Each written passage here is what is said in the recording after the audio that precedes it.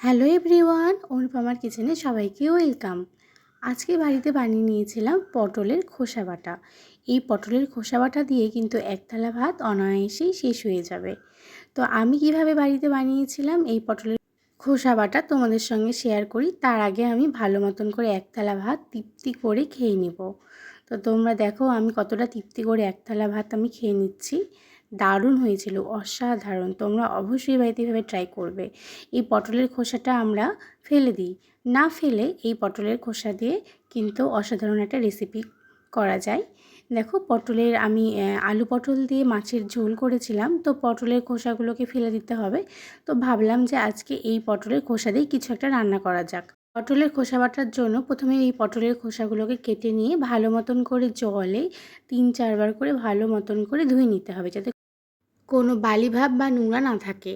এবারে কড়াইয়ে সর্ষের তেলের মধ্যে দিয়ে দিচ্ছি 2টো কাঁচা লঙ্কা আর দিচ্ছি কালো জিরা দিয়ে ভালো মতন করে এটাকে নাড়াচাড়া করে নিতে হবে।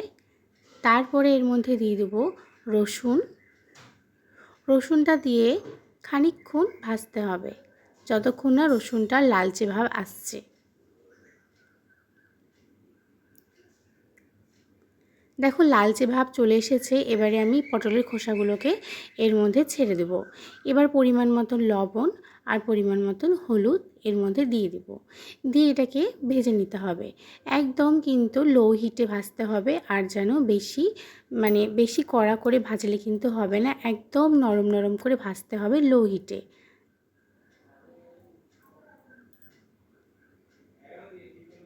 আর তেলের পরিমাণটাও কিন্তু অল্পই দিতে হবে। আমি কিন্তু খুব বেশি তেল দিইনি, আমি যেইভাবে তেলটা দিয়েছি।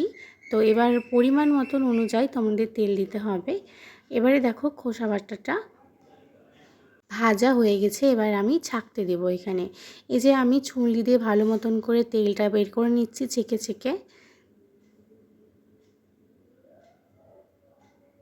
আমি একটা বাটিতে তুলে নিয়েছি। এবারে আমি শিলনোড়াতে একদম মিহি পেস্ট করে বেটে নেব।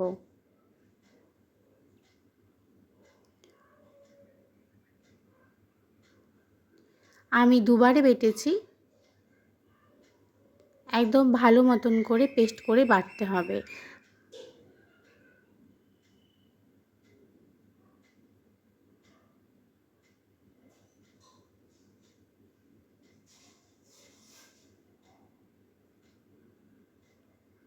দেখো আমার অনেকটাই বাটা হয়ে গেছে, তোমাদেরকে আমি দেখিয়ে দিচ্ছি কতটা মিহি করে বাটতে হবে।